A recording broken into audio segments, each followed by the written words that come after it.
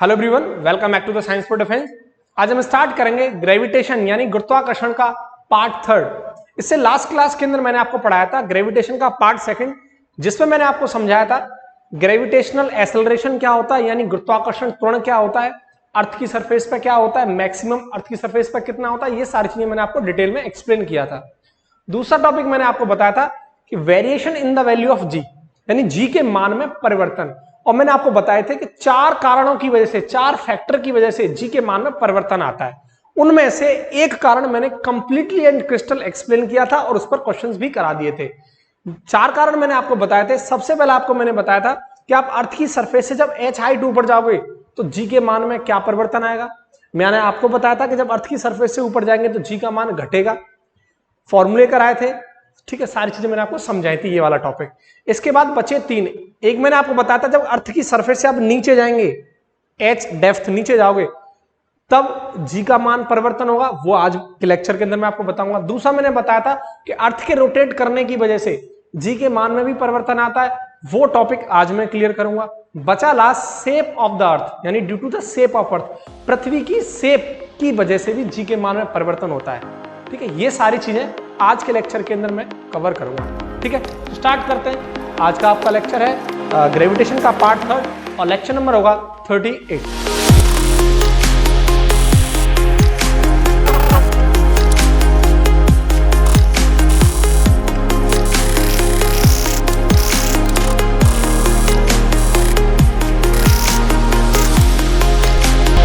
Start करते हैं आज का अपना लेक्चर। ठीक है, तो टॉपिक क्या चल रहा था हमारा, variation in the value of G यानी जी के मान में परिवर्तन।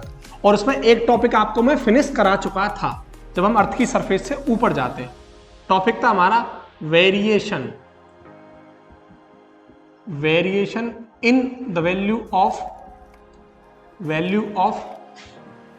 स्मॉल जी के मान में परिवर्तन। पहला टॉपिक आपका फिनिश हो चुका था। दूसरा टॉपिक, जब हम अर्थ की सरफेस से कहां जाएंगे, नीचे की तरफ, तो below from the earth surface, पृथ्वी की सतह से जब नीचे जाएंगे तब स्मॉल जी के मान में कितना परिवर्तन आएगा, वो सारी चीजें मैं आपको यहां पढ़ाने वाला हूं। ये बात तो क्लियर है कि अर्थ की सतह से जब हम नीचे जाएंगे तो स्मॉल जी के मान में परिवर्तन आएगा। कितना आएगा वो सारी डिटेल मैं आपको यहां बताऊंगा। कल मैंने आपको बताया था जब पृथ्वी की सतह से ऊपर जाते हैं तो स्मॉल जी का मान घटता है। क्लियर? तो देखो, ये मेरे पास मान लो यहां एक अर्थ है, ठीक है, ये पृथ्वी है, अर्थ है, और ये अर्थ का है सेंटर। क्लियर? और पृथ्वी की रेडियस क्या है, ये आर ई। कई जगह आपने देखा होगा मैं कैपिटल आर मान लेता हूं या आर ई। जहां मैं कैपिटल आर मान रहा हूं, बात एक ही है, वो ही रेडियस ऑफ द अर्थ है। तो थोड़ा बस मिसकंसेप्शन माइंड में मत लाना, स्मॉल आर और कैपिटल आर। स्मॉल आर में हमेशा क्या लेता हूं, अर्थ के सेंटर से ऑब्जेक्ट तक के बीच की डिस्टेंस, और कैपिटल आर या आर ई क्या होता है, रेडियस ऑफ अर्थ, पृथ्वी की त्रिज्या। आर ई लिख दो या कैपिटल आर, यानी पृथ्वी की त्रिज्या, रेडियस ऑफ अर्थ। इतनी बात क्लियर है? अब देखो, कोई ऑब्जेक्ट पृथ्वी की सतह पर था, तो पृथ्वी की सतह पर मैंने आपको स्मॉल जी का मान क्या बताया था, G M upon R square. इतनी बात क्लियर है, G M upon R square. अब वो पृथ्वी की सतह से नीचे आया, कितना नीचे आया, मान लो इतना, एच डेप्थ, एच गहराई नीचे आ गया। ठीक है, ये आ गया इस तरीके से, इतनी गहराई नीचे आ गया, यानी ऑब्जेक्ट आपका आ गया यहां। क्लियर है? अब इस ऑब्जेक्ट से लेके पृथ्वी तक के सेंटर के बीच की दूरी मान लेता हूं मैं स्मॉल आर, ये सेंटर। इतनी बात आपको समझ में आती है? क्लियर? तो आर क्या है, ऑब्जेक्ट और पृथ्वी के सेंटर तक के बीच की डिस्टेंस यानी दूरी। अब देखो, अब इस पूरी अर्थ का कंप्लीट अर्थ का मास मान लेता हूं मैं एम। एम क्या है यहां पे, कैपिटल एम क्या है, मास ऑफ होल अर्थ, यानी पूरी पृथ्वी की द्रव्यमान, होल अर्थ। क्लियर है? इतनी बात समझ में आती है? अब देखो, एक काम करता हूं मैं, ये जो इतना एरिया है, ये वाला एरिया मैं इसको बाहर निकाल देता हूं ताकि आपको एक अच्छे तरीके से चीजें समझ में आएंगी। ठीक है, ये वाला जो डॉटेड एरिया जहां हमारा ऑब्जेक्ट आ गया, एच डेप्थ नीचे, एच गहराई नीचे, यानी ये कंडीशन समझो आप, ये वाला केस है, ठीक है। ये इसका सेंटर था और ये डिस्टेंस क्या है, स्मॉल r है, ठीक है, और ऑब्जेक्ट हमारा यहां है, ठीक है, या यू मानो इसको स्मॉल मान लो स्मॉल r, ये इसका सेंटर था। क्लियर। अब देखो इस ऑब्जेक्ट का जो मास है वो स्मॉल m है। क्या है, स्मॉल m। तो स्मॉल m क्या है, मास ऑफ ऑब्जेक्ट, यानी पिंड का द्रव्यमान है, ठीक है। स्मॉल m क्या है, इस ऑब्जेक्ट का मास है। अब आप ध्यान से सोचो, अब अर्थ जो है इस ऑब्जेक्ट को अपनी तरफ अट्रैक्ट कर रही होगी, यानी ये जो ऑब्जेक्ट है इस पर ग्रेविटी का फोर्स लग रहा होगा नीचे की तरफ, सेंटर की तरफ लग रहा होगा ग्रेविटी का फोर्स। वो किसके बराबर लगेगा, इसके वेट के बराबर। वो कितना हो जाएगा, एम जी डैश। एम तो इसका मास है, जी डैश क्यों, क्योंकि भैया तो हम अर्थ की सरफेस से नीचे आए हैं, एच डैश तो नीचे आए, तो जी तो परिवर्तित होगा। वो कितना मान लिया मैंने, जी डैश। तो इतने वेट के बराबर इसको अर्थ अपने सेंटर की तरफ खींच रहा होगा। क्लियर है। यही मैंने आपको कल पढ़ाया था कि एक और फोर्स और लगेगा, ग्रेविटेशनल फोर्स, वो भी इसको अपनी तरफ अट्रैक्ट करेगा। तो दोनों को हम क्या कर देते हैं, बराबर लिख देते हैं। तो देखो याद आ जाएगा, एम जी डैश बराबर जी इसका मास। अब कहानी आती है, अब किसका मास लें, इस पूरी अर्थ का मास के ये वाला मास। मेरे भाई पूरी अर्थ का मास क्या है, कैपिटल एम, और हमारा ऑब्जेक्ट कहां है, तो इतना एरिया, ये डॉटेड वाला एरिया ही तो हमारे ऑब्जेक्ट को खींच रहा है। तो पूरी अर्थ के मास को मैं लेना ही नहीं है, जरूरत ही नहीं है। तो अब इतने एरिया का जो मास है वो क्या मान लेता हूं मैं, एम डैश। बात समझ में आ रही है। इस एम डैश मास की वजह से तो मेरा ऑब्जेक्ट अट्रैक्ट हो रहा है टुवर्ड्स सेंटर ऑफ अर्थ, पूरे मास की वजह से थोड़ी ना हो रहा है। बात मेरी समझ में आ रही है, ठीक है, बात आपकी समझ में आ रही है। तो एम यहां क्या आ जाएगा, एम डैश, यहां कैपिटल एम नहीं आएगा। समझ में आ गया, दोबारा समझ लो, क्योंकि ये एम जो है वो पूरी पृथ्वी का मास है, पूरी पृथ्वी का द्रव्यमान है, जबकि हमारा ऑब्जेक्ट सिर्फ इतने एरिया की वजह से ही अट्रैक्ट हो रहा है। तो हमें इसका मास लेना है, इस वाले का मास, जो कि मैंने क्या मान लिया, M dash upon R square. अब देखो स्मॉल एम से स्मॉल एम गया, तो जी डैश बराबर क्या आ गया, G M dash upon small R square. इतनी बात क्लियर है, इतनी बात क्लियर है। देखो ये वाला जो फॉर्मूला वो पृथ्वी की सतह के लिए है, ठीक है, वो फॉर्मूला और ये दोनों में अंतर है, क्योंकि वो क्या है, पूरी पृथ्वी का मास, होल अर्थ का mass, this is mass of earth, this is the radius of earth. और यहां पे क्या है, ये एम डैश इतने एरिया का मास है, बस इतनी बात क्लियर है। तो दोनों इक्वल नहीं है। अब देखो एक काम करो, पूरी अर्थ की जो डेंसिटी है वो रो है, वैसे यहां भी डेंसिटी और यहां इस पूरी अर्थ की डेंसिटी क्या है, सब जगह सेम। ऐसा अजम्पशन ऐसा होता तो नहीं है, लेकिन हम अजम्पशन मान के चलते हैं कि अब यहां डेंसिटी क्या है, रो है, ठीक है। रो मतलब डेंसिटी यानी घनत्व। तो डेंसिटी का फॉर्मूला क्या हो जाएगा, मास अपॉन वॉल्यूम, और मास ये वाला मैं इसकी बात कर रहा हूं। तो देखो मास एम डैश क्या निकल के आ जाएगा यहां से, डेंसिटी इंटू वॉल्यूम। वॉल्यूम का फॉर्मूला क्या आ जाएगा, 4.3 pi R cube, small R cube. तो आपका एम डैश निकल के आ गया। तो एक काम करो, एम डैश को यहां पुट कर दो, तो क्या आ जाएगा, G rho into 4.3 pi small R cube upon R square. R square से आर स्क्वायर गया, यहां बचा एक सिर्फ आर, तो क्या आ जाएगा, जी रो 4.3 पाई आर। एक इंपॉर्टेंट चीज आपके लिए निकल के आ गई। देखो जब तक फील नहीं आएगा तब तक मैं आपके लिए चाहता तो फॉर्मूला लिख के रख देता। अगर मैं अर्थ की सरफेस से ऊपर जा रहा था तो अगर उसके फॉर्मूले लिख के रख देता तो कोई दिक्कत नहीं थी। यहां मुझे थोड़ा सा आपको डेरिवेशन भी कराना पड़ेगा, चीजें समझानी भी पड़ेंगी, तभी आपके दिमाग में जाएगा, वरना फॉर्मूले लिखा के तो हो जाता, लेकिन वो फील नहीं आती, रटने जैसा लगता।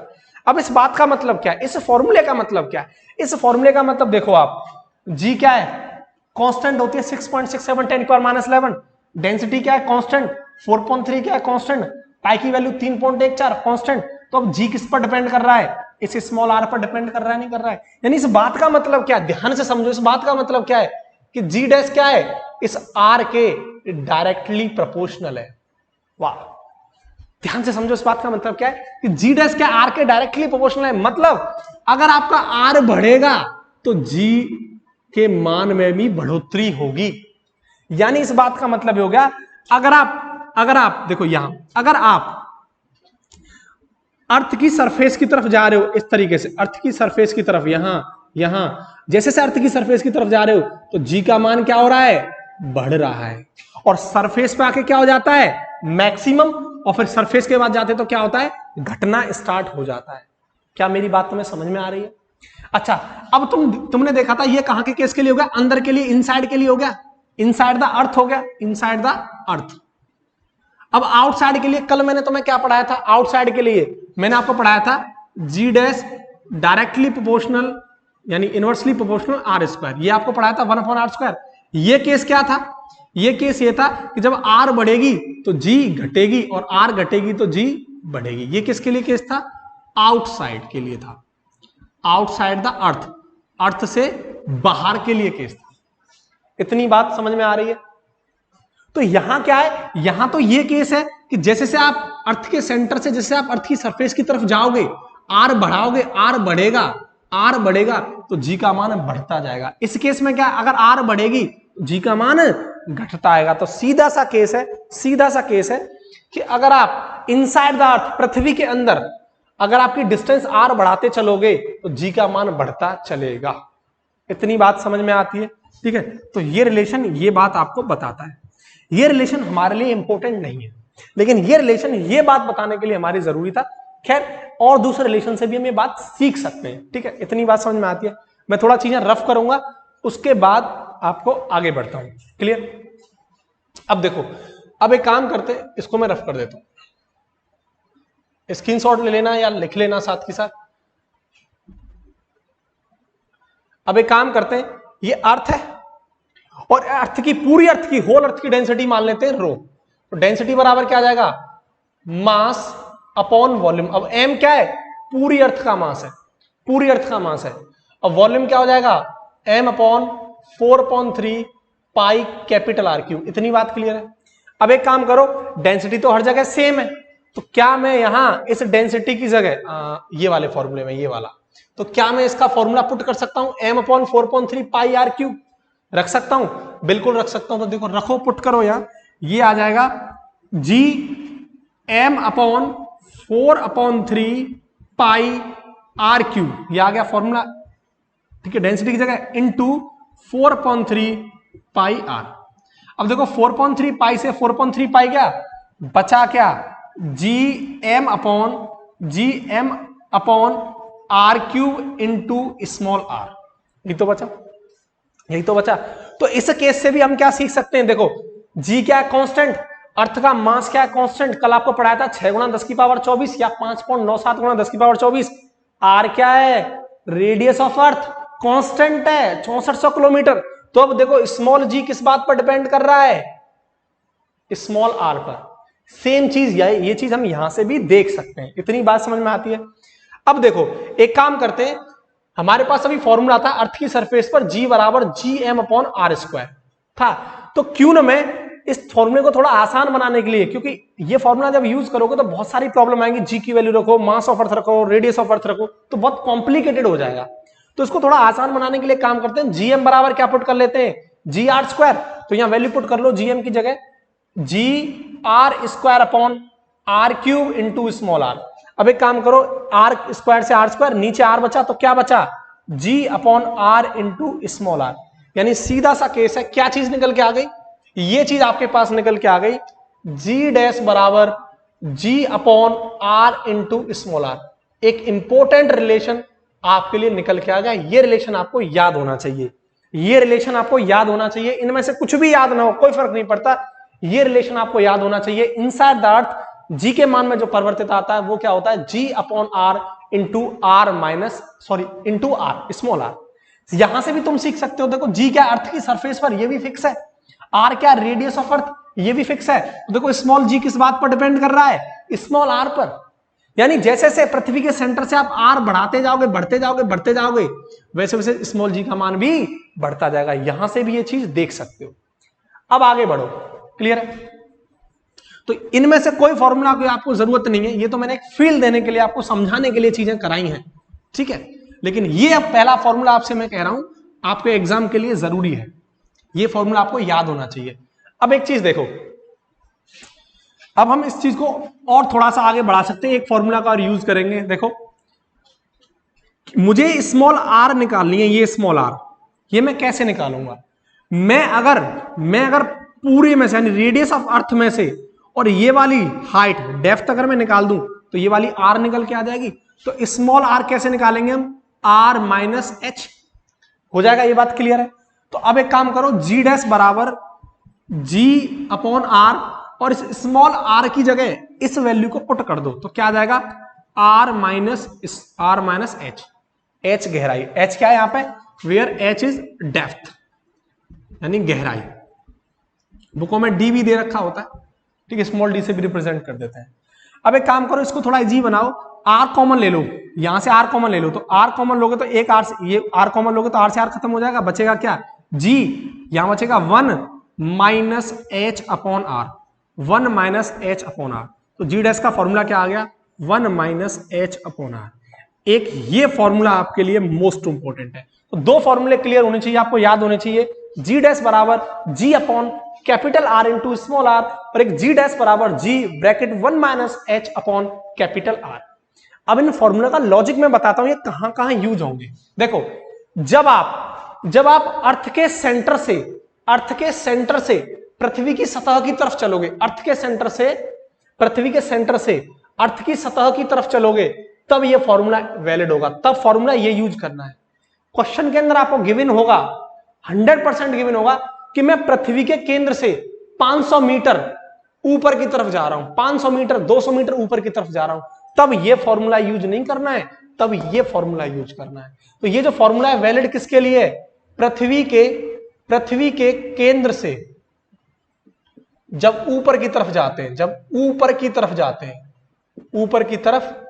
जाते हैं यानी पृथ्वी की सतह की तरफ जाते हैं, तब फॉर्मूला क्या यूज करोगे? ये। दूसरा, ये फॉर्मूला कब यूज करोगे? जब आप पृथ्वी की सतह से नीचे की तरफ आओगे। कब यूज करोगे? जब आप पृथ्वी की सतह से कहां आओगे? नीचे की तरफ।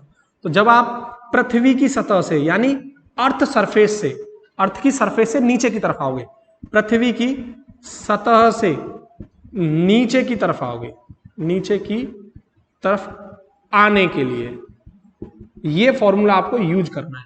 दोनों बातें क्लियर है? ठीक, ये दो फॉर्मूले, इसके बाद कुछ नहीं, ये दो फॉर्मूला आपको आना चाहिए। मैं चाहता तो डायरेक्ट लिख सकता था, लेकिन आपको आनंद नहीं आता, वो वाली फील नहीं आती। आपको सब कुछ भूल के ये वाला फॉर्मूला और ये वाला फॉर्मूला याद रखना है, कब यूज होंगे ये भी आपको याद रखना है। अब देखो, यहां से एक सवाल बनता है, एक सवाल यहां से क्या बनता है? एसएसआर में पूछा गया सवाल है, ऑफलाइन एग्जाम होता था तभी भी पूछा गया था क्वेश्चन, एयरफोर्स में भी ये क्वेश्चन पूछा जा चुका है, और जो नॉर्मल से एग्जाम होते हैं, रेलवे का एग्जाम हो गया ना, जिनमें साइंस आता है, वहां भी ये टाइप का सवाल कई बार पूछा जा चुका है। तो सवाल क्या है कि देखो, पृथ्वी के सेंटर पर, अर्थ के सेंटर पर जी का मान क्या होता है? पृथ्वी के सेंटर पर जी का मान क्या होता है? तो पृथ्वी के सेंटर पर यानी at the center of earth, the value of G, यानी पृथ्वी के केंद्र पर जी का मान कितना होगा? देखो भाई, कितना होगा? ये सेंटर है अर्थ का, ठीक है। अब अर्थ के सेंटर पर ये हाइट, ये पूरी, अगर कोई ऑब्जेक्ट अर्थ के सेंटर पर आ जाए, ऊपर से नीचे आ जाए, तो हाइट कितनी है? h किसके बराबर होगी? हाइट है रेडियस ऑफ अर्थ के बराबर होगी, नहीं होगी? तो h बराबर क्या हो जाएगा? r। ये कंडीशन हो जाएगी, नहीं हो जाएगी? h बराबर r। तो h बराबर r का मतलब क्या? यहां पुट कर दो r, r बाई r खत्म, 1 माइनस 1 0, पूरा सिस्टम क्या हो जाएगा? 0। तो यानी अर्थ के सेंटर पर g का मान कितना होता है? 0 होता है। तो ये सवाल आपको आना चाहिए, अर्थ के सेंटर पर स्मॉल जी का मान 0 होता है, और कई जगह भी स्मॉल जी का मान 0 होता है, लेकिन अभी जैसे टॉपिक बढ़ेगा मैं आपको बताऊंगा। सैटेलाइट में होता है, आर्टिफिशियल सैटेलाइट में कितने उपग्रह में जब घूमती है तब भी 0 होता है। खैर, अभी फिलहाल देखो ये केस देखो आप, फ्री फॉल की कंडीशन के लिए स्मॉल जी का मान 0 होता है, जो कि मैंने तुम्हें लिफ्ट में पढ़ाया, एनएलएम वाले चैप्टर में आपको समझाया था। खैर, ये चीज ध्यान रखना कि अर्थ के सेंटर पर स्मॉल जी का मान 0 होता है। इतनी बात क्लियर है? इसको नोट करो, एक ग्राफ आप समझो, एक ग्राफ आपको मैं बताऊंगा, ठीक है, इसको नोट करो। अब देखो ग्राफ क्या है, ऑप्शन के थ्रू भी करा सकता हूं मैं, बुकों में ऑप्शन के थ्रू भी दे रखा होता है, लेकिन मैं आपको सिखाऊंगा कुछ चीज, क्योंकि कई बार बच्चों को ऑप्शन से वो समझ में नहीं आता, क्योंकि टीचर एक ग्राफ को समझा देता है और बाकी उसको समझ में नहीं आते। देखो है क्या,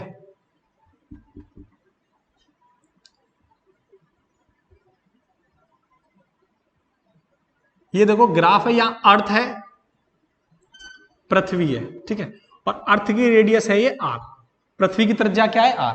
तो वाई एक्सिस पे ये एसलेशन ड्यू टू ग्रेविटी यानी ग्रेविटेशनल एसलेशन, गुरुत्व है, और इस डायरेक्शन में है आपका एक्स एक्सिस में आर। आर क्या है, स्मॉल आर हमेशा क्या होती है, distance from the centre, sorry distance from the centre, इस डायरेक्शन में, क्लियर। और इस डायरेक्शन में क्या है ये स्मॉल जी, इतनी बात क्लियर। अब देखो ये वो जो पॉइंट है, ये कौन सा पॉइंट है, ये पॉइंट है पृथ्वी का सेंटर, ये पृथ्वी का सेंटर है ना। और अगर पृथ्वी का सेंटर तो यहां जी का मान क्या होगा, 0, इतनी बात समझ में आ रही है। तो अर्थ के सेंटर से हम चलना स्टार्ट करेंगे, तो अर्थ के सेंटर पर जी का मान कितना है, 0। तो देखो ये क्या पृथ्वी की सतह है, ये तो पृथ्वी भाई, ये पूरा ये पृथ्वी की सब सतह है बाहर वाली, तो ये पृथ्वी की सतह है, ठीक है। तो पृथ्वी की सतह आ गई है, तो आर बराबर आर होता है अर्थ की सरफेस पर हमेशा।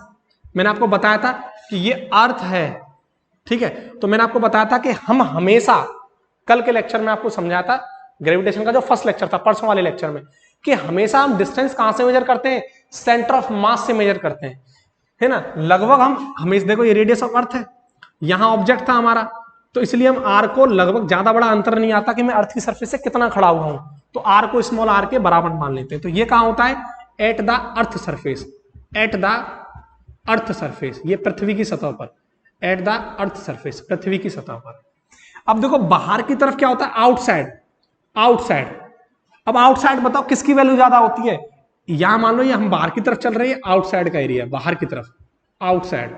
आउटसाइड क्या होता है, स्मॉल आर हमेशा कैपिटल आर से क्या होता है, ज्यादा होता है कि नहीं होता है। और यहां जी का मान क्या होता था, स्मॉल जी का मान जो परिवर्तित होता है वो क्या होता है, 1/r² के, यानी r² के इनवर्सली प्रोपोर्शनल भी होता है। इतनी बात क्लियर। ये जो एरिया वो क्या है, इनसाइड का एरिया है, क्या है, इनसाइड का, अंदर जाने का एरिया, इनसाइड। इनसाइड में क्या था कि हमेशा और हमेशा, हमेशा और हमेशा कैपिटल आर क्या होता है, ज्यादा। आप देख रहे थे अभी, देखो ये तो हमेशा कम होता है अंदर की तरफ, स्मॉल आर, कैपिटल आर क्या होता है, ज्यादा। इतनी बात क्लियर है। तो यहां जो स्मॉल जी के मान में परिवर्तन आता है वो क्या होता है, स्मॉल आर के डायरेक्टली प्रोपोर्शनल, यानी आर बढ़ोगे तो स्मॉल जी का मान बढ़ेगा, आर बढ़ोगे तो स्मॉल जी का मान घटेगा। इतनी बातें समझ में आ रही है। अब देखो अर्थ के सेंटर से जैसे ही मैं अंदर की तरफ चलेंगे इनसाइड, तो होगा क्या, आर बढ़ेगा तो जी बढ़ेगा, और अगर आर घटेगा तो जी घटेगा। ये वाली कंडीशन आ जाएगी। हम चल रहे हैं अर्थ के सेंटर से ऊपर की तरफ, अर्थ के सेंटर से, अर्थ के सेंटर से कहां चल रहे हैं, ऊपर की तरफ। और कहां आ गए, पृथ्वी की सतह पर। मेरी बात आप समझ रहे हैं, मैं कहां चल रहा हूं, अर्थ के सेंटर से, यानी अंदर से, इनसाइड, ऊपर की तरफ। अर्थ के सेंटर पर जी का मान 0 है, और नीचे से ऊपर जाएंगे तो ग्राफ कैसे बनेगा, स्ट्रेट, क्योंकि अगर ये बढ़ेगा तो ये भी बढ़ेगा, और ये घटेगा तो ये भी घटेगा। पृथ्वी की सतह पर आ गए। अब पृथ्वी की सतह से हम ऊपर जाएंगे, ऊपर, तो पृथ्वी की सतह से हम ऊपर जाएंगे तो हो गया, आर बढ़ेगा तो जी का मान घटेगा, तो इसका ग्राफ कैसा बनता है, इसका ग्राफ ये बन के आता है। तो ये कौन सी कंडीशन है, आउटसाइड वाली कंडीशन है, आउटसाइड वाली कंडीशन है, जिसमें जी डैश क्या होता है, r² के इनवर्सली प्रोपोर्शनल। ये कौन सी कंडीशन है, ये कौन सी सरफेस वाली कंडीशन है, अर्थ सरफेस है, पृथ्वी की सतह है, अर्थ सरफेस पृथ्वी की सतह। और ये वाली कंडीशन कौन सी है, इनसाइड वाली कंडीशन है, अंदर वाली, जहां जी डैश क्या होता है, आर के डायरेक्टली प्रोपोर्शनल। तो आपको सवाल के अंदर ऑप्शन दे रखे होते हैं कि बताओ इनमें से कौन सा ऑप्शन सही है जी और आर के रिलेशन में। जैसे पहला ऑप्शन दे दिया उसने इस तरीके से, पहला ऑप्शन ये दे दिया, ऑप्शन ए, ये आर है इधर और ये स्मॉल जी है इधर की तरफ, पहला ऑप्शन। दूसरा ऑप्शन उसने ये दे दिया, ये वाला जो मैंने आपको कराया, ये वाला इस तरीके से, तो ठीक है, ये आर और ये स्मॉल जी। तो आपका आंसर क्या होगा, कई बार बच्चा ये वाला क्वेश्चन टिक करके आता है, ऑप्शन ए करके आता है इस रिलेशन में। नहीं भाई ऐसा नहीं होता, वो क्या करता है कि पहले तो मान स्ट्रेट रहेगा क्योंकि घटेगा, और इनसाइड का केस में जैसे घटेगा, आर की वैल्यू घटेगी तो जी की भी घटेगी, आर की बढ़ेगी तो जी की भी बढ़ेगी, तो स्ट्रेट आ गया, ठीक है। उसके बाद वो गलती क्या करता है कि वो ये वेरिएशन भूल जाता है कि भैया जब आर बढ़ेगा, यहां भाई ऑब्वियस सी बात है, अगर तुम मैथमेटिकली सोचोगे तो आर की वैल्यू बढ़ाओ तो जी का मान क्या होगा, घटेगा। आर की वैल्यू बढ़ा दो 5 मीटर तो जी का मान ऑटोमेटिक 25 में 25 का भाग दे दो 1 में 0.0 समथिंग हो गया, तो ये घट के आएगा। तो इसका ग्राफ कभी इस तरीके से नहीं आता, इसका ग्राफ क्या आता है, इस तरीके से वेरिएशन करता चलता है। तो ध्यान रखना इसका आंसर जो है वो ये होगा। इतनी बात क्लियर है। तो ये आपके लिए ग्राफ था। तो ये यही कॉन्सेप्ट है आपका जब हम अर्थ की सरफेस से नीचे की तरफ जाते हैं। इनको बहुत अच्छे से नोट करो। अब मुझे इन पर क्वेश्चन कराने हैं। देखो स्टार्टिंग में मेरे क्वेश्चन का जो लेवल रहता है वो थोड़ा लो रहता है। उसके बाद अगर मैंने 4 क्वेश्चन कराए तो उसमें 2 इजी क्वेश्चन होंगे, एक मॉडरेट क्वेश्चन होगा और एक अच्छे लेवल का सवाल होगा। ठीक है, तो इनको आसानी से लिखो।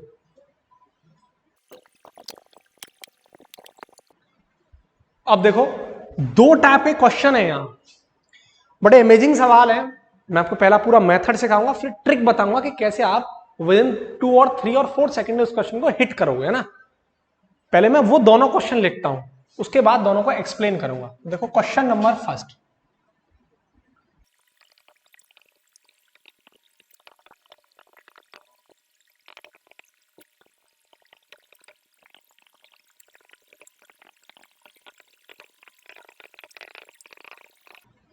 ठीक है।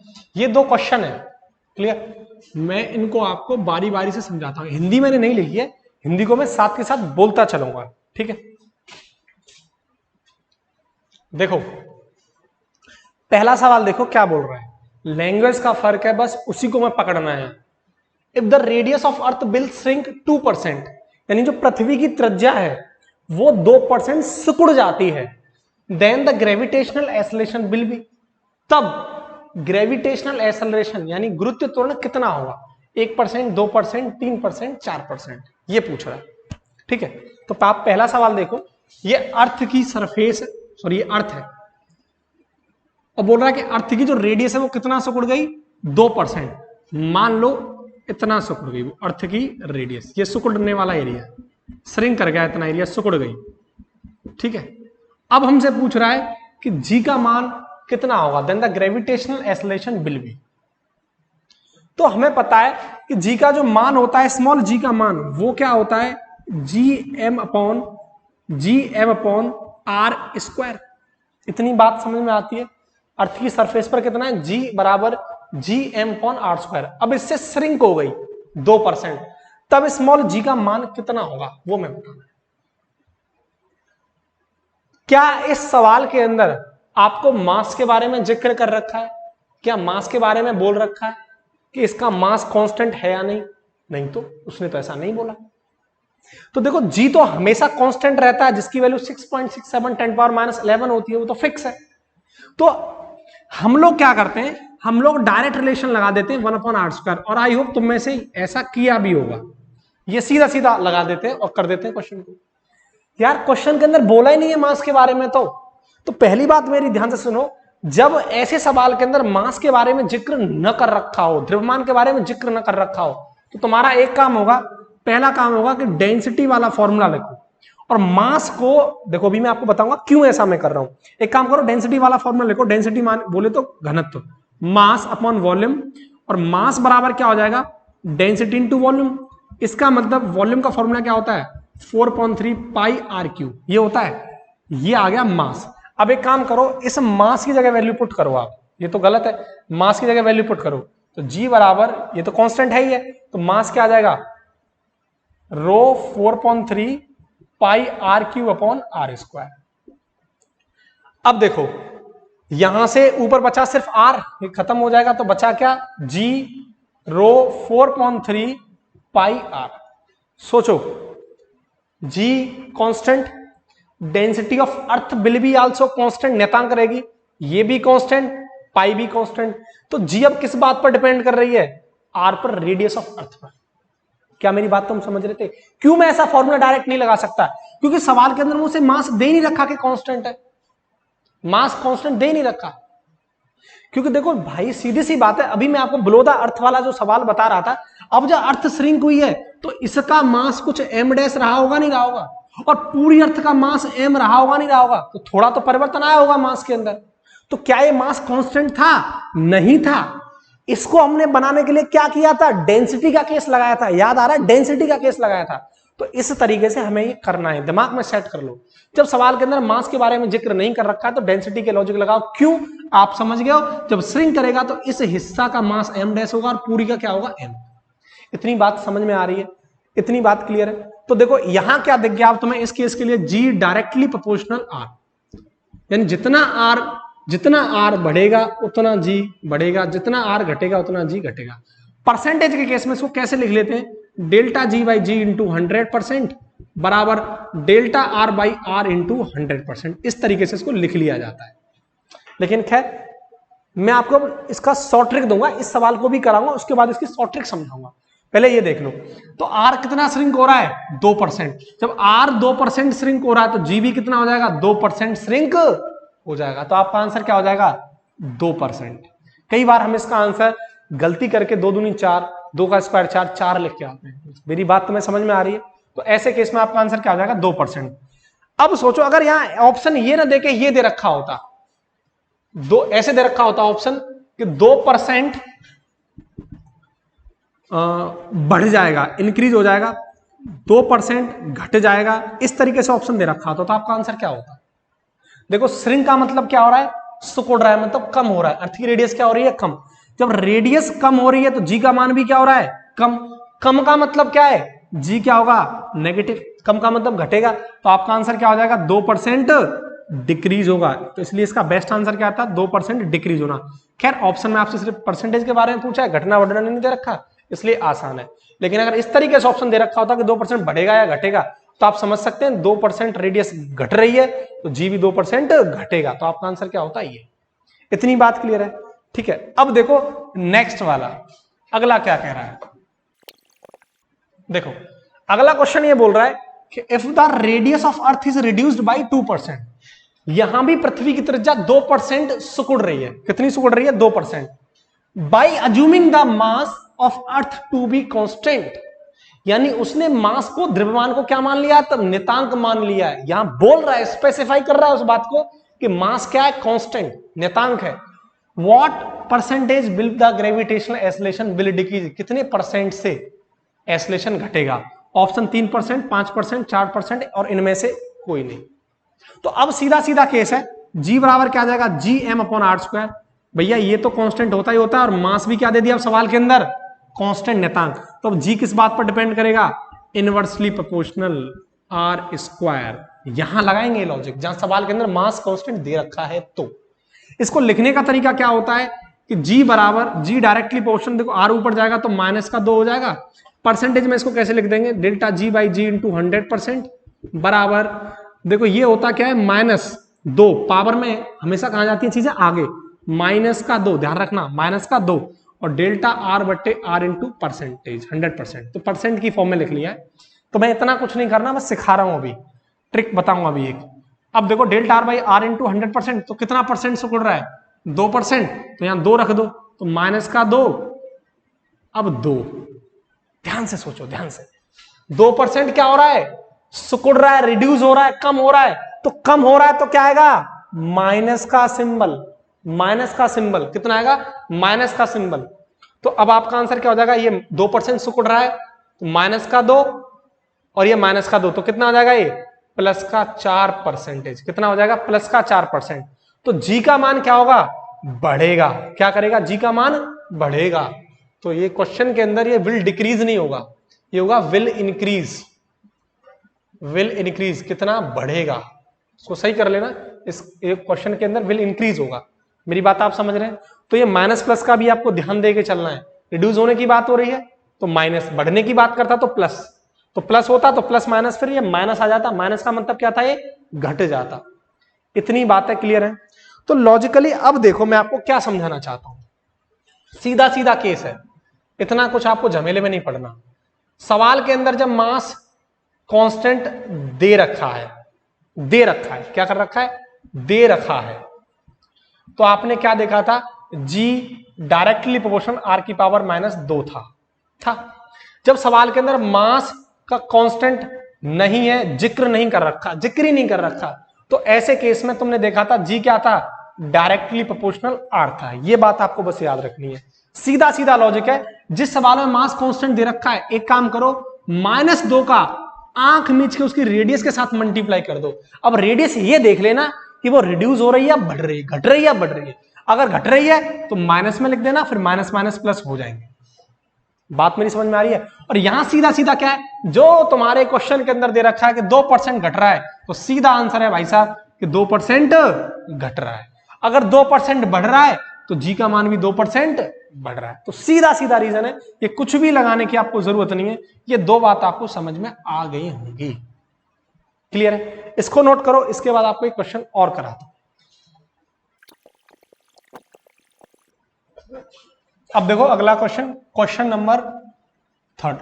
इस क्वेश्चन को, वीडियो को पॉज कर लेना और क्वेश्चन को सॉल्व करना है, ठीक है। क्वेश्चन बोल रहा है,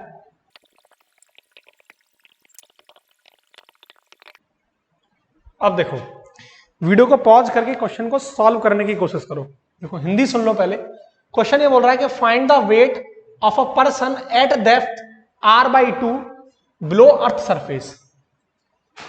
यानी डेप्थ यानी गहराई में, अर्थ की, ये अर्थ है, अर्थ से r/2 डेप्थ जाने पर, r/2 गहराई नीचे जाने पर इंसान का वेट क्या होगा, इंसान का वजन कितना हो जाएगा जब उसका वजन पृथ्वी की सतह पर, पृथ्वी की सतह पर कितना है, 100 न्यूटन है। दोबारा समझो, जब इंसान का वजन पृथ्वी की सतह पर 100 न्यूटन है तो वो r/2 गहराई नीचे जाने पर उसका वजन कितना हो जाएगा। ऑप्शन आपको गिवन है 100, 50, 200, 150 न्यूटन, ये आपको बताना है, ठीक है। करो सॉल्व। देखो वेट का जो फॉर्मूला है, अर्थ की सरफेस पर वेट क्या हो जाएगा, W बराबर mg, और वो कितना दे रखा है आपको, 100 न्यूटन। इतनी बात क्लियर है। जब वो r/2 डेप्थ नीचे आ जाएगा तो यहां वेट चेंज हो जाएगा, W डैश वो कितना हो जाएगा, mg डैश, ऑब्वियसली बात है g भी चेंज हो जाएगा। इतनी बात क्लियर, ठीक है। अब मुझे क्या करना है, यहां से g निकालना है, g डैश। तो मैंने आपको क्या बताया था, नीचे की तरफ g डैश जब आते हैं तो फॉर्मूला क्या बताया था, g 1 minus h upon r, 1 minus h upon r, 1 minus h upon r। ये फॉर्मूला भी मैंने आपको बताया था, आपके दिमाग में आ रहा होगा। कहां आ रहे हैं हम, अर्थ की सरफेस से नीचे की तरफ, तो फॉर्मूला क्या था, ये बात समझ में आ रही है। कहां से आ रहे हैं हम, अर्थ की सरफेस से नीचे की तरफ, तो फॉर्मूला कौन सा यूज करेंगे, ये। अब देखो h कितना कितना आ रहा हूं मैं, r/2, तो r/2 तो रखो, तो यहां देखो आ जाएगा g 1 minus r/2 upon r। तो देखो r से r गया, 1 में से 1/2 तो हाफ, तो ये कितना बचा, g/2। तो g डैश कितना आ जाएगा, g/2, पुट कर दो यहां, तो mg/2। इतनी बात क्लियर है। और mg कितना दे रखा था आपको, 100 न्यूटन, 100/2 कितना आ गया, 2 5 10 50 न्यूटन, 50 न्यूटन। आपका answer option B is correct. ये क्वेश्चन नेवी AA में पूछा जा चुका है। ये क्वेश्चन डाटा चेंज था, आई थिंक 200 न्यूटन था वहां, 200 न्यूटन था, ठीक है। क्लियर। तो ये आपके क्वेश्चन हो गए जब हम अर्थ की सरफेस से नीचे की तरफ आते हैं। और भी क्वेश्चन आप लगा सकते हैं, ठीक है। अब मैं आपको कराऊंगा, ये आपका केस हो गया क्लियर। तो दो चीजें आपकी क्लियर हो गई है, variation the value of G पर, अर्थ की सरफेस से ऊपर जाते हैं और अर्थ की सरफेस से जब नीचे आते हैं, क्लियर। अब मैं आपको बताऊंगा कि जब अर्थ रोटेट करेगी, घूमेगी, घूर्णन करेगी, तब जी के मान में कैसे कैसे परिवर्तन आएगा, वो देखो आप।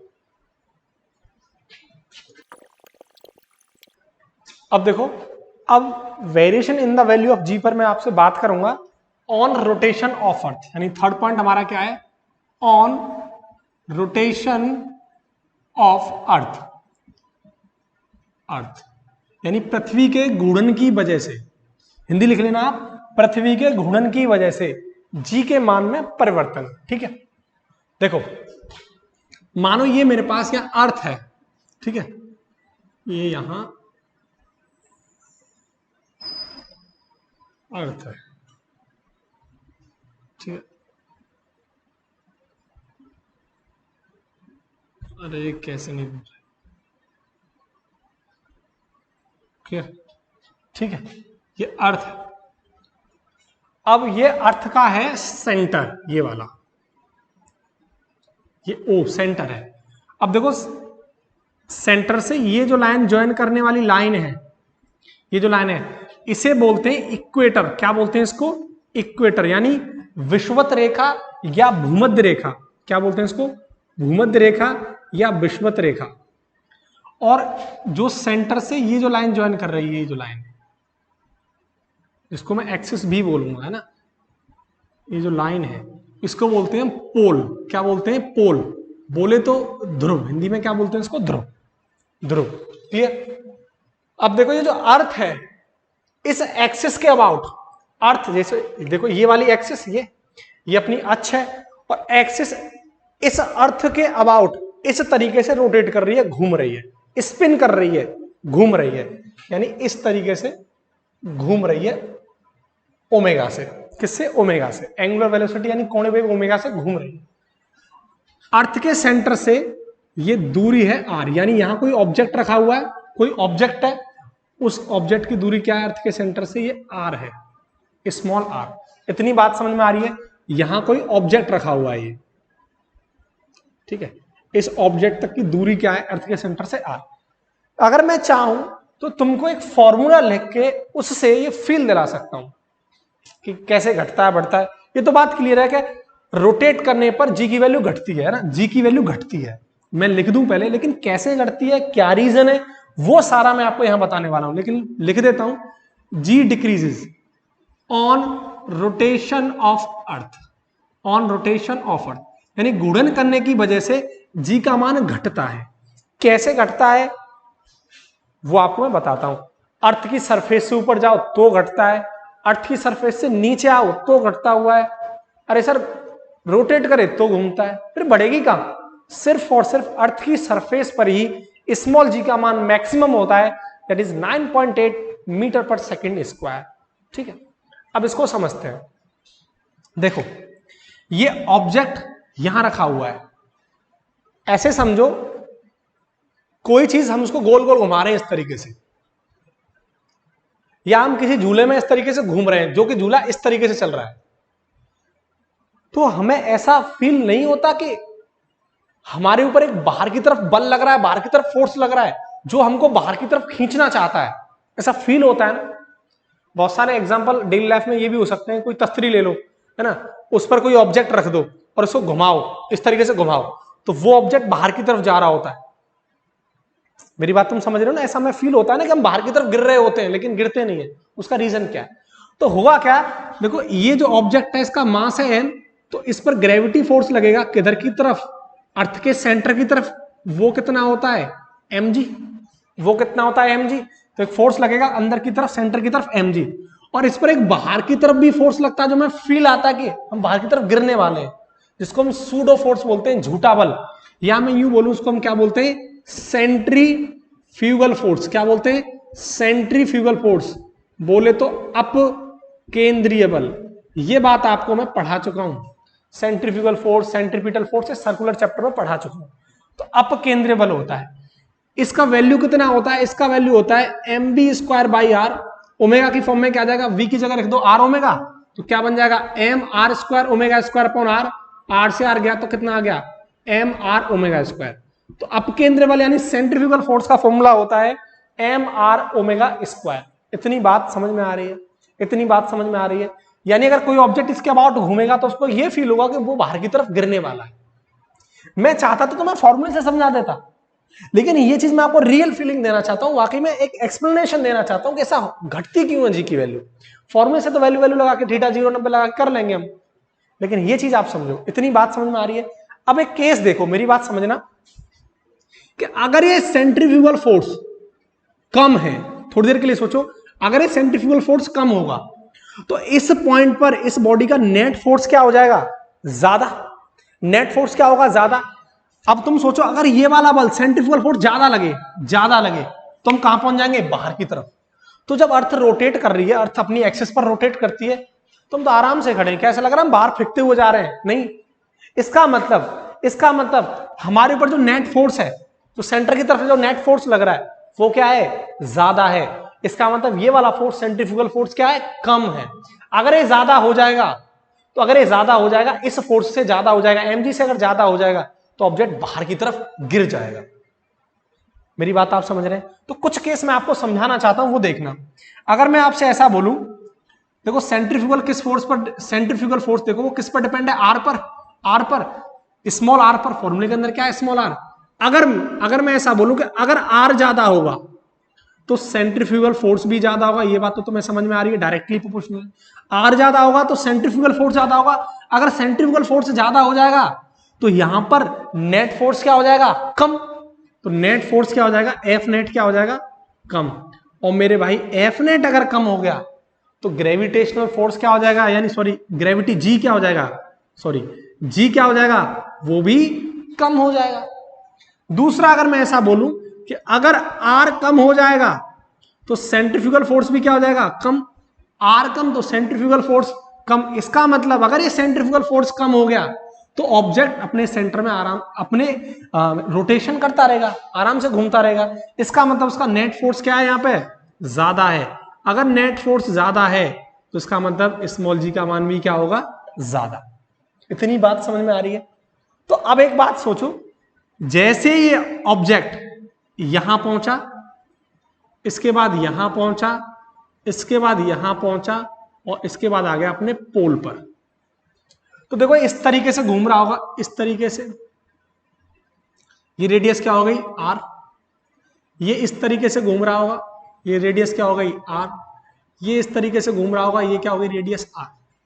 और यहां तो भैया आराम से वहीं की वहीं घूम रहा है, तो आर तो इस पॉइंट पर क्या है, जीरो है, यानी पोल पर आर क्या है, जीरो। भाई वो अपनी वहीं की वहीं घूम रहा है, इस तरीके से घूम रहा है, आर क्या है, जीरो पोल पर। अब सोचो तुम, जैसे जैसे मैं ऊपर जा रहा हूं, जैसे जैसे मैं ऊपर की तरफ जा रहा हूं, तो आर क्या होता जा रहा है, घटता जा रहा है। आर क्या हो रहा है, घटता जा रहा है। अगर आर घटता जा रहा है तो सेंट्रीफ्यूगल फोर्स क्या हो जाएगा, घटता जाएगा। तो नेट फोर्स क्या हो जाएगा, ज्यादा। यानी जी का मान क्या हो जाएगा, ज्यादा। बात समझ में आई।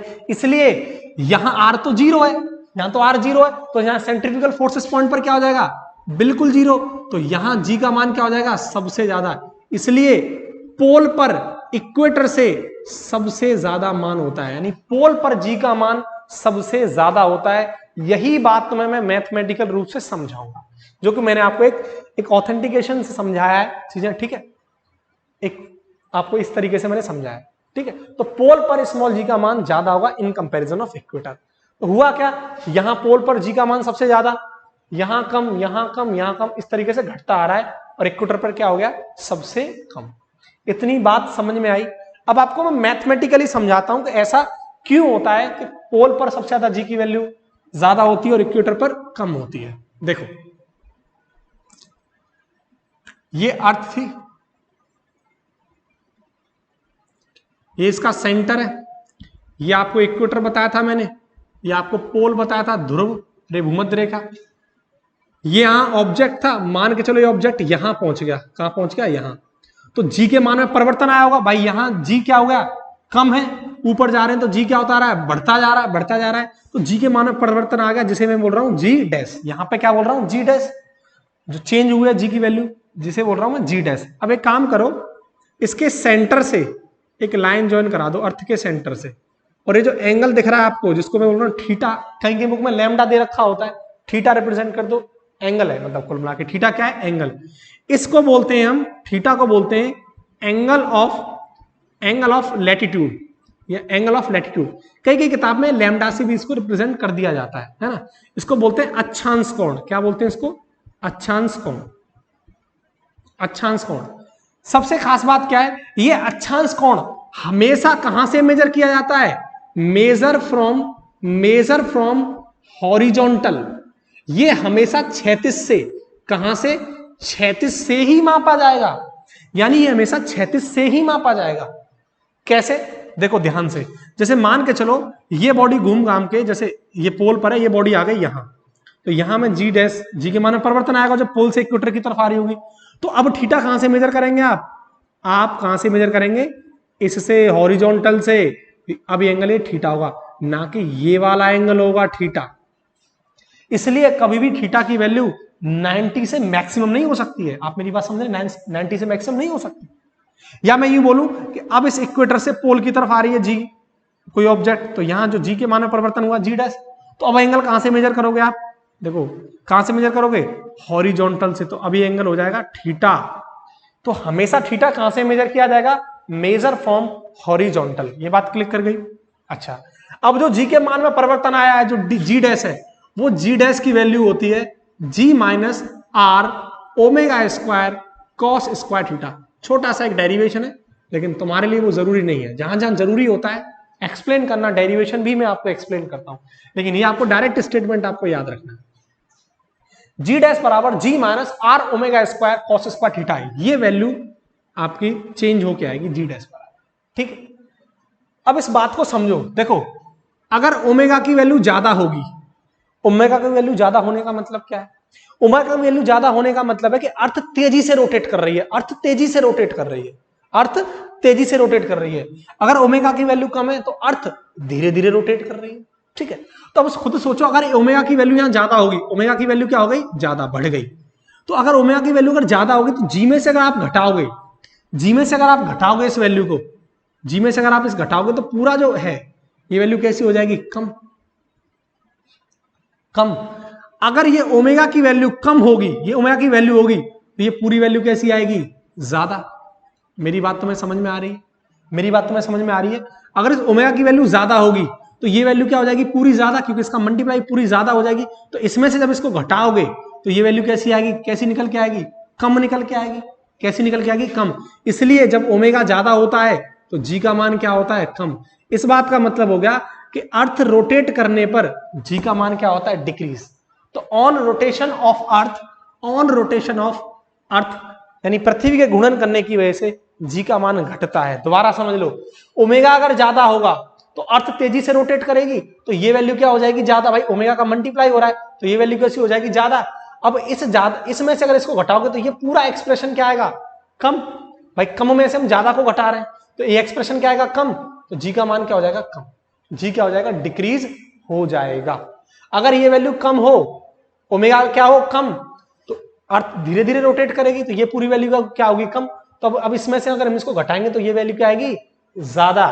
तो जी का मान क्या हो जाएगा? बढ़ जाएगा। तो अर्थ रोटेट करने पर तेजी से अगर रोटेट करेगी तो जी का मान क्या होगा? घटेगा। इतनी बात क्लियर है? अब देखो आप, ये वाला केस मैं रफ कर दूं। अब यहां से दो केस देखो, इसको मैं दोबारा लिख देता हूं। ये देखो, जी डैश का मान क्या निकल के आया? जी डैश का मान निकल के आया G minus R omega square cos square theta. R क्या है? अर्थ की रेडियस। ठीक है, यहां से दो केस पढ़ोगे आप। पहला एट पोल, ध्रुव पर, और दूसरा पढ़ोगे एट इक्वेटर, एट इक्वेटर यानी भूमध्य पर। तो देखो हमें पता है पोल पर, ये पोल है हमारा, तो एंगल कहां से मेजर करेंगे? हमेशा हॉरिजॉन्टल से। तो ये एंगल पूरा क्या आ जाएगा? थीटा बराबर कितना आ जाएगा? 90। तो पोल पर थीटा कितना होता है? 90। cos 90 की वैल्यू क्या हो जाएगी? 0, और 0 का मल्टीप्लाई करेंगे तो पूरा सिस्टम क्या हो जाएगा? 0। तो जी डैश बराबर क्या हो जाएगा? जी। तो पोल पर जी डैश बराबर क्या आ जाएगा? जी। इतनी बात क्लियर है? इक्वेटर पर थीटा कितना हो जाएगा? ये इक्वेटर आपका, तो थीटा कितना हो जाएगा? यहाँ 0 डिग्री। अगर थीटा 0 हो जाएगा तो cos 0 की वैल्यू क्या हो जाएगी? 1। तो जी डैश कितना निकल के आ जाएगा? G minus R omega square. Important relation आपके लिए, जी डैश बराबर G minus R omega square. अब देखो जी डैश बराबर जी आ कहां गया? पोल पर, और जी की वैल्यू कितनी होती है? 9.8 मीटर पर सेकंड स्क्वायर, जो क्या होती है? मैक्सिमम। क्या होती है? मैक्सिमम। अब ये देखो यहां, ये जी में से आप इस वैल्यू को घटाओगे, जी में से घटाओगे तो 9.8 में से आप समथिंग कुछ घटा रहे हो, नहीं घटा रहे हो? तो कुछ वैल्यू 9.8 से कम आएगी, नहीं आएगी? मैं एक रेफरेंस लेवल मान लेता हूं, एक रेफरेंस, एक मान के चल रहा हूं समझाने के लिए कि वैल्यू 9.7 आ गई।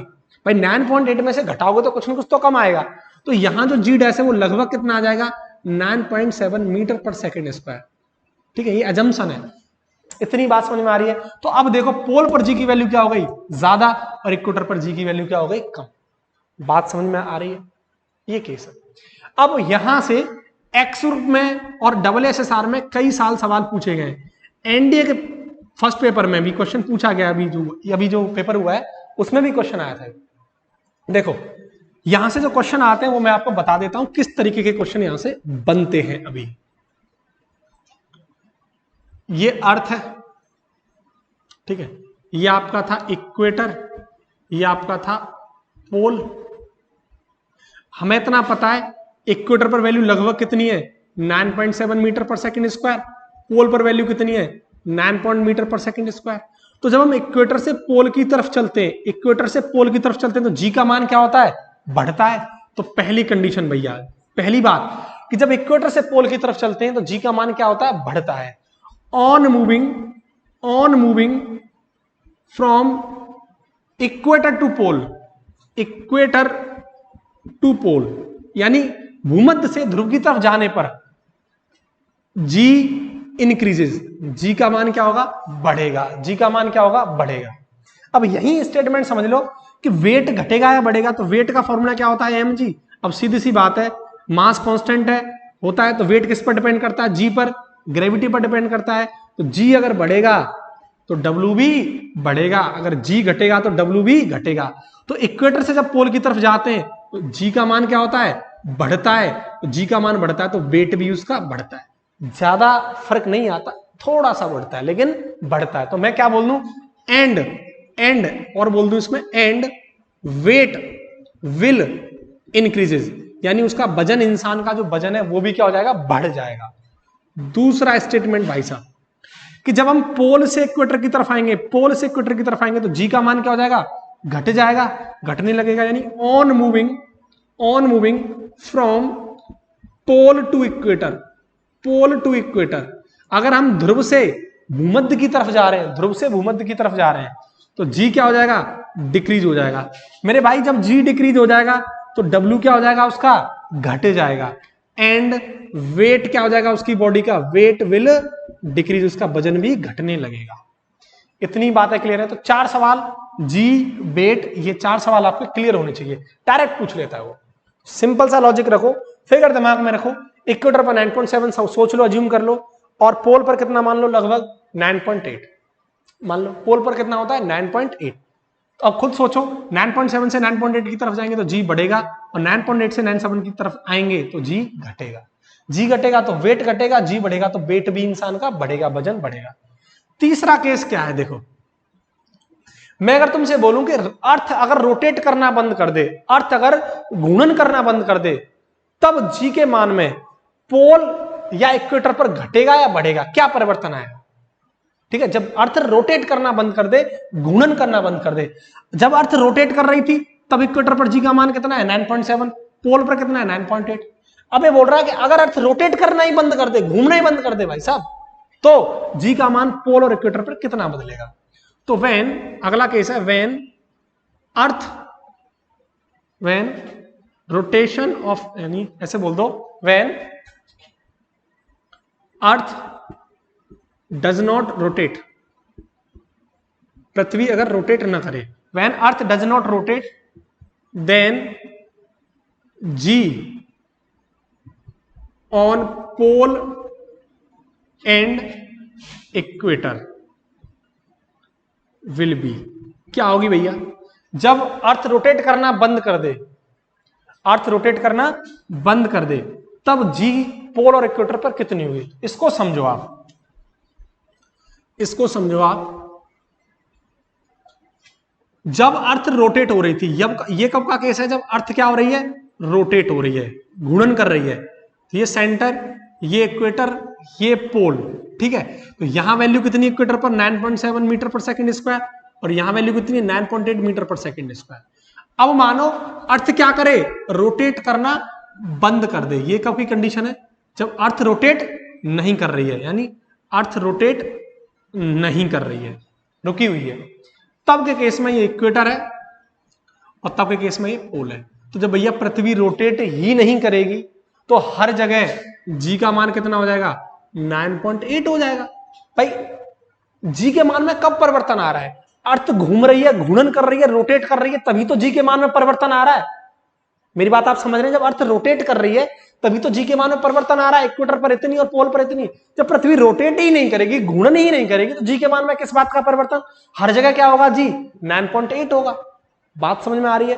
तो अब खुद सोचो, जब पृथ्वी रोटेट कर रही है और जब रोटेट करना बंद कर दे, तो पोल पर देखो क्या कोई परिवर्तन आ रहा है, बिल्कुल भी परिवर्तन नहीं आ रहा, तो पोल पर कोई भी चेंज नहीं होगा।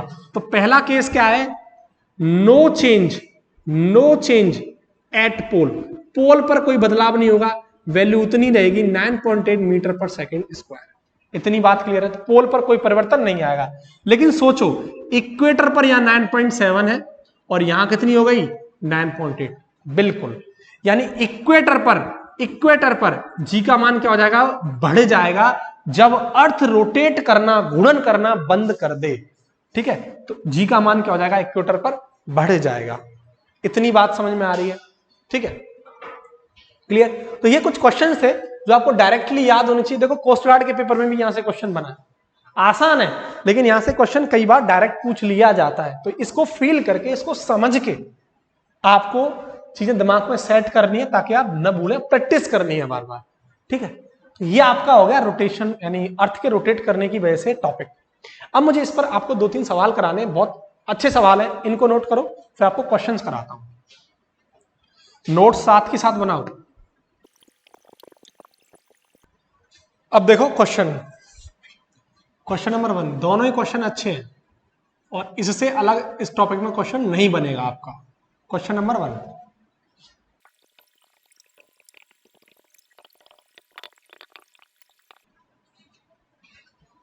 ये सवाल आपको दे रखा है, हिंदी सुन लो क्या है सवाल। ये बोल रहा है what should be the speed of rotation of earth so that weight of a person at equator is 0। यानी पृथ्वी कितनी तेजी से घूमे, पृथ्वी कितनी तेजी से घूमे कि आदमी को अपना वजन इक्वेटर पर क्या फील हो, 0। ये अर्थ है, ठीक है, और ये इक्वेटर है, ये पोल है। ये बोल रहा है कि पृथ्वी कितनी तेजी से घूमे, ओमेगा कितना हो, कितनी तेजी से वो घूमे कि इक्वेटर पर जो इंसान है उसको वेट कितना फील हो, 0। यानी वेटलेस, खुद का वेट कितना हो जाए, 0। ये मैं बताना है, ठीक है। तो अभी मैंने आपको बताया था, यहां केस आपको पढ़ाया था कि जी डैश का फॉर्मूला क्या बताया था, G minus R omega square cos theta, और इक्वेटर पर थीटा कितना होता है, 0 डिग्री।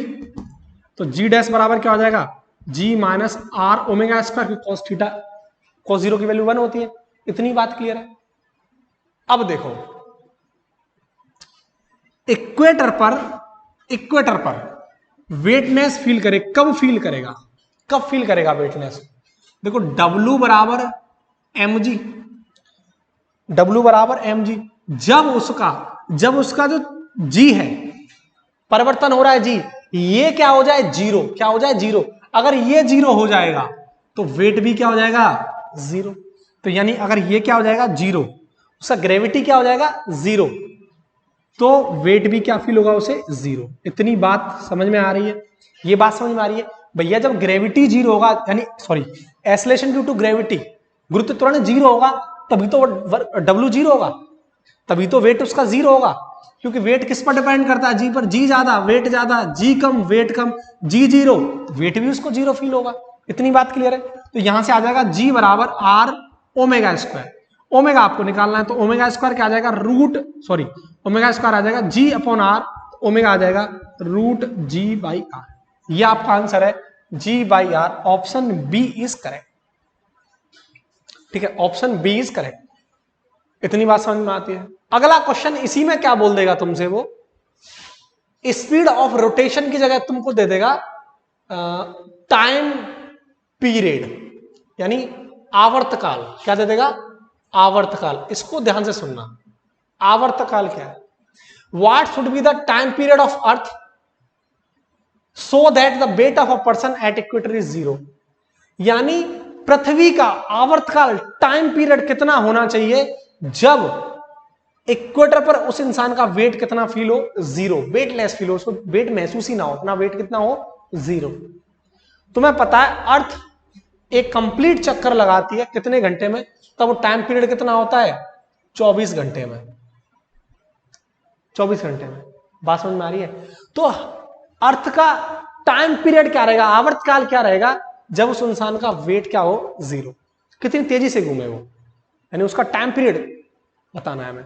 देखो टाइम पीरियड का जो फॉर्मूला होता है वो क्या होता है, T बराबर 2 पाई अपॉन ओमेगा। इतनी बात क्लियर है, 2 पाई अपॉन ओमेगा। ओमेगा की वैल्यू कितनी आई है, रूट जी अपॉन आर। अगर ये सवाल हमें पहले से सॉल्व करना होता तो हमें क्या करनी पड़ती, ओमेगा की वैल्यू निकालनी पड़ती, क्योंकि फॉर्मूले में क्या दे रखा है, ओमेगा। तो ओमेगा की वैल्यू हमारे पास है, तो डायरेक्ट लिख देते हैं रूट जी अपॉन आर। तो ये ऊपर जाएगा तो क्या हो जाएगा, 2 पाई रूट आर अपॉन जी। इतना टाइम पीरियड होगा। इस टाइम पीरियड पर उसको अपने इक्वेटर पर वेट 0 फील होगा। देखो SHM simple harmonic motion, gravity के अंदर बहुत जगह तुम्हें रिलेशन मिलेगा 2 पाई आर अपॉन जी रूट में। इसको आप याद रखना डायरेक्ट। आर क्या, रेडियस ऑफ अर्थ, उसकी वैल्यू 6400 किलोमीटर। जी क्या है 9.8, 2 पाई क्या 3.14। तो इस पूरे को आप सॉल्व करोगे, इस पूरे को जब आप सॉल्व करोगे तो लगभग इसकी वैल्यू निकल के आती है 84 मिनट। कितनी निकल के आती है? 84 मिनट। मतलब 84 मिनट में जब एक अपना पूरा चक्कर लगा देगी, ध्यान से फील आएगा आप, अगर ये अर्थ 84 मिनट में कंप्लीट चक्कर लगा देगी तो इंसान को अपने इक्वेटर पर वेट क्या फील होगा? 0। हमारी अर्थ 24 घंटे में एक चक्कर लगाती है, हमको अपना वेट फील होता है कि नहीं होता है? 80, 40, 50 केजी। लेकिन अगर ये अर्थ 84 मिनट में एक चक्कर पूरा लगा दे, 84 मिनट में एक चक्कर पूरा लगा दे, 84 मिनट का मतलब हो गया 1 घंटा और 24 मिनट, लगभग 1.5 घंटे से भी कम।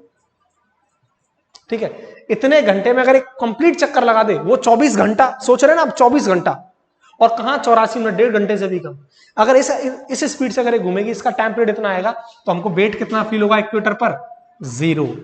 इतनी बात समझ में आ रही है? तो इसका डायरेक्ट आंसर भी याद रखना है तो 84 मिनट। तो आपका अगर ऑप्शन में ये दे रखा है तो भी ठीक है, ये दे रखा है तो भी ठीक है। क्लियर? तो आज के लिए इतना ही। आज वीडियो थोड़ा लेंदी हो गया है क्योंकि 2 टॉपिक मैंने कवर किए हैं। ठीक है, अब एक बचा है इसमें शेप ऑफ अर्थ का। शेप ऑफ अर्थ का खास आपके लिए इतना इंपॉर्टेंट नहीं है, उसका कोई रोल नहीं है। अगर थोड़ा सा मैं आपको बता दूं तभी भी, यहाँ शेप ऑफ अर्थ का थोड़ा सा लॉजिक बता दूं। ठीक है, देखो अर्थ है ये, तो अर्थ गोल तो होती नहीं है, स्फेयर तो होता नहीं है, थोड़ा सा कैसी होती है ये? इस तरीके से होती है, ऐसे होती है। ये अर्थ है और ये अर्थ ऐसे होती है, हल्का सा, जैसे आपके पास गुब्बारा है, उसको पिचका दो ऊपर से, हल्का सा फोर्स लगा दो तो ये पिचक जाएगी। जब इसका फोर्स लगाओ तो कुछ इस तरीके से आएगी, है ना, कुछ इस तरीके से आएगी। तो इस केस में तुम क्या देखोगे? ये वाली जो रेडियस है इक्वेटर है और ये पोल है, ये इक्वेटर है।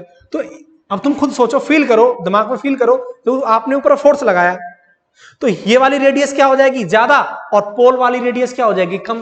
तो ये इक्वेटर है, ये पोल है, तो इक्वेटर पर जो रेडियस है पोल के कंपैरिजन में क्या हो जाएगी? ज्यादा। समझ रहे हो ना? उसको दबा दिया तो ये तो बढ़ जाएगी और ऊपर से पोल पर रेडियस क्या हो जाएगी? कम। तो रेडियस जो इक्वेटर की वो ज्यादा हो जाएगी इन कंपैरिजन ऑफ पोल। इतनी बात क्लियर है? अब तुम खुद सोचो, जब हम इक्वेटर से पोल की तरफ चलेंगे, और पोल से इक्वेटर की तरफ चलेंगे, तो ऐसे केस में क्या होगा? देखो, इसको थोड़ा समझ लो, तुम्हारे लिए इतना जरूरी नहीं है, फिर भी इसको समझ लो।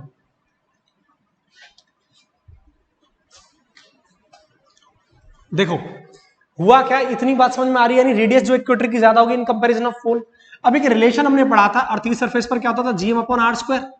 तो देखो, अगर रेडियस अगर ज्यादा होगी तो g का मान क्या होगा? कम, और रेडियस अगर कम होगी तो g का मान क्या हो जाएगा? ज्यादा।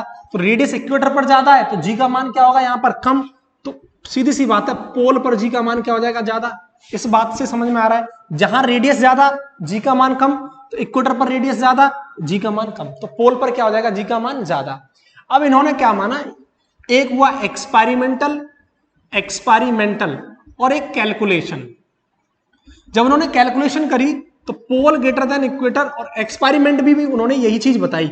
एक्सपेरिमेंट किया तो उन्होंने यही चीज बताई कि पोल पर जी का मान ज्यादा होता है इन कंपैरिजन ऑफ इक्वेटर, और कैलकुलेशन किया तो भी उन्होंने यही चीज बताई। लेकिन जब उन्होंने वैल्यू मैच नहीं करी, यानी कैलकुलेशन वाली वैल्यू और एक्सपेरिमेंट वाली वैल्यू दोनों मैच नहीं करी, दोनों ने एक ही बात बताई कि पोल पर वैल्यू ज्यादा होती है इन कंपैरिजन ऑफ इक्वेटर, ये बात सही है। लेकिन इन्होंने क्या करा कि एक्सपेरिमेंटल जब डाटा निकाला तो वैल्यू मैच नहीं करी। इसलिए इस कॉन्सेप्ट को आगे जो समझा था, इसी के बाद आता था हमारा रोटेशन ऑफ अर्थ, उससे एक्सपेरिमेंटली हमने अच्छे तरीके से सीखा है। तो बस इतना सा है, इसको अच्छे से सीखने के लिए हमने क्या पढ़ा? रोटेशन ऑफ अर्थ। इतनी सी बात है। क्लियर? तो आज के लिए इतना ही, और कल अपना स्टार्ट करेंगे ग्रेविटेशन का पार्ट 4। तब तक के लिए आप पढ़ते रहिए, मेहनत करते रहिए। तो कल आपको मैं मिलता हूं पार्ट 4 के साथ।